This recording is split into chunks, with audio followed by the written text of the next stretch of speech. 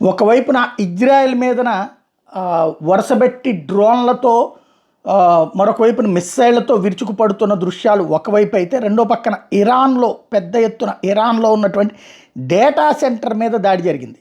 Bank సెఫా ప్రాంతంలో ఉన్నటువంటి data సెంటర్ల మీద దాడికి పాల్పడింది ఇజ్రాయెల్. ఇరాన్కి సంబంధించిన లార్జెస్ట్ బ్యాంక్ కాస్త ఒక్కసారిగా మంటల్లో చిక్కుకుంది, పెను విధ్వంసం జరిగింది.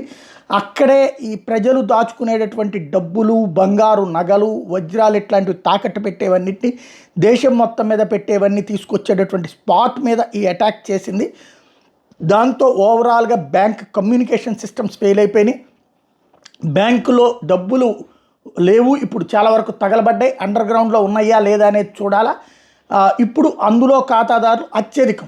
ఇక్కడ మనకి స్టేట్ బ్యాంక్ ఆఫ్ ఇండియా దేశవ్యాప్తంగా ప్రభుత్వ రంగ బ్యాంక్ ఎట్లాంటి సక్సెస్ఫుల్ అయితే ఉంటుందో వాళ్ళకి అలాంటి బ్యాంకు మీదన ఇప్పుడు పెద్ద ఎత్తున దాడి జరగడంతో ఖాతాదారులందరూ దారుణమైనటువంటి సంక్షోభంలో పడే పరిస్థితి. ఇప్పుడు బ్యాంక్ దగ్గర బ్యాకప్ ఉంటే ఓకే, లేకపోతే ఏంటి పరిస్థితి అనేది చూడాల్సి ఉంది.